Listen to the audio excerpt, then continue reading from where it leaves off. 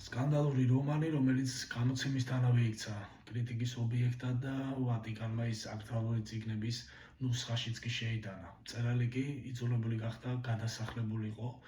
ქვეყნიდან, რადგან საბერძნეთის სინოდმა ჩათვალა, რომ ის ანათემაზე უნდა გადაცემულიყო ამ წიგნის დაწერის გამო. საუბარია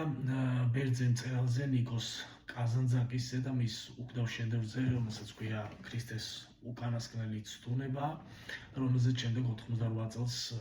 მარტინ სკორსეზემ ფილმიც კი გადაიღო, რაც შემდეგ ხელმეორედ გახდა მორიგი კრიტიკული ტალღის აგორების მიზეზი. და რატომ გახდა ეს წიგნი ამ კრიტიკის ობიექტი? ეს არის ისტორიული ჟანრის და არა მხოლოდ ისტორიული, არამედ ფსიქოლოგიური ჟანრის რომანი, რომელიც აშკარად განიცდის ნიჩიანური ფილოსოფიის და ფროიდიანული ფსიქოანალიზის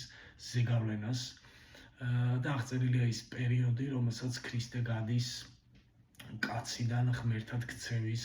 გზაზე და ყველა ის ადამიანური ვნებები და ცდუნებები, რაც შეიძლება რიგით მოკვდავ ადამიანს გააჩნდეს, გააჩნია ამ წიგნში ქრისტესაც. ალბათ სწორედ ეს გახდა მიზეზი იმისა, ზედმეტად ადამიანური სახით პერსონაჟის გამოყვანა გახდა ალბათ მიზეზი, მე ვიტყოდი ფსევდოქრისტიანების მხრიდან ამ წიგნის მიმართ შეტევისა, რადგან ბევრი ტექსტი არსებობს, რომელიც ქრისტეს ცხოვრებას აღწერს და ბევრი კარგი მწერალი, როგორც არის მაგალითად სარამაგო იესოს სახარება თუ ერიკ ემანუელ შმიდტის პილატეს სახარება თუ ასე შემდეგ, თუმცა იშვიათია ის ტექსტი და ის დამოკიდებულება, ის თბილი და მოსიყვარულე დამოკიდებულება, რაც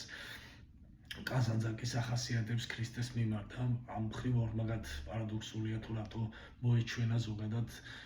სინოდს და ვატიკანს, რომის კათოლიკურ ეკლესიას რო აეკრძალა ეს წიგნი და რატო ჩათვალა, რომ ეს იყო ქრისტიანების რაღაცა რწმენის შეურაცხყოფა. შეიძლება ითქვას, რომ ამ წიგნის გარდა ნიჩიანური და ფროიდიანული ზეგავლენის აშკარად იგრძნობა დოსტოევსკის გავლენაც, რადგან დოსტოევსკის ერთი ფრაზა, რომელიც არის, რომ არის ბრძოლა ღმერთსა და სატანას შორის და ბრძოლის ველი ადამიანის გულიაო, სწორედ ასეა ამ წიგნშიც ქრისტეს გული ნამდვილი ასპარეზი ღმერთსა და სატანას შორის დაპირისპირების. და გაღწეულია ყველა ის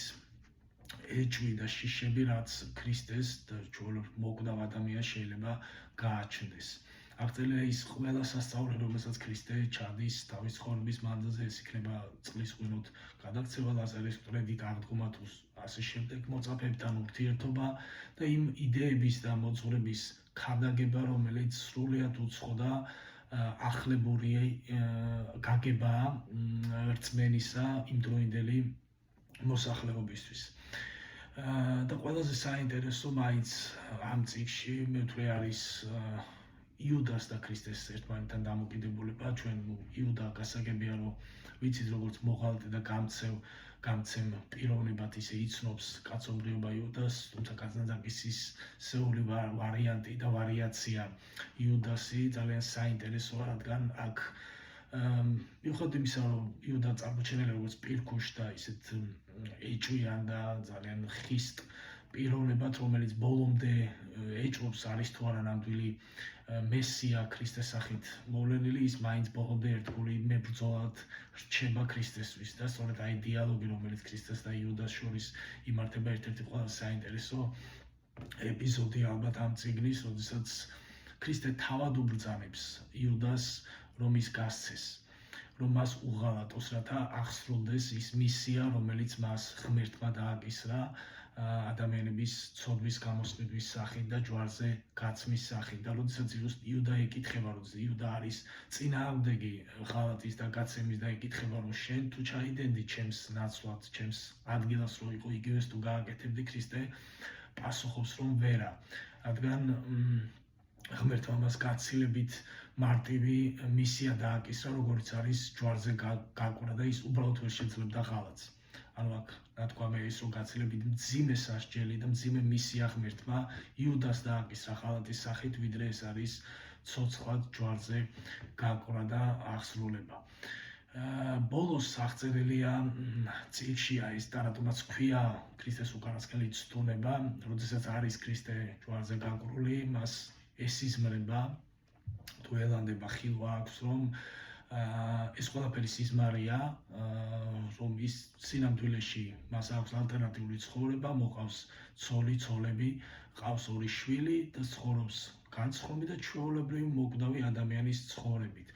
თუმცა როდესაც მას რომაელი მცველი წვირთან მიუტანს ძმიან ნაჭერს და ის ფხიზლდება,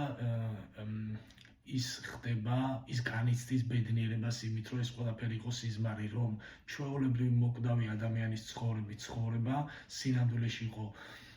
სიზმარი და ხილვა და ის ბედნიერია იმის აღმოჩენით, რომ ის არის ჯვარზე გაკრული და რომ საბოლოო ჯამში მან აღასრულა ის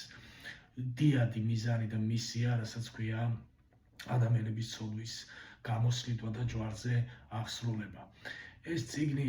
არის ნებისმიერი ადამიანისთვის ნამდვილი საჩუქარი, ეს ქრისტიანი იქნება თუ არა ქრისტიანი, თუმცა ქრისტიანი ადამიანისთვის ნამდვილი საჩუქარია მართლაც იმისთვის, რომ კიდევ ერთხელ გადახედოს საკუთარ რწმენას ზოგადად ქრისტიანულ შეხედულებებს და იმ ახლებურ გადააზრებას, რასაც კაზანძაკისი ზოგადად ქრისტიანობაზე და ქრისტეზე ადამიანებს სთავაზობს, რადგან ეს წიგნი არის არა მხოლოდ ქრისტეზე ბუნებრივია, ეს წიგნი არის იმ ტკივილზე და იმ ტანჯვაზე, რომლის გაძლებაც შეიძლება ადამიანს უწევდეს იმისთვის, რომ მისი დიადი მიზანი და დიადი მისია, რომელიც მას ღმერთმა დააკისრა, გაღასრულოს. ეს წიგნი არის ყველა იმ ადამიანისთვის აუცილებლად საკითხავი, მე ვიტყოდი, ვისაც მსგავსი თემები ზოგადად აწუხებს და უნდა გაერკვეს საკუთარ რწმენაში და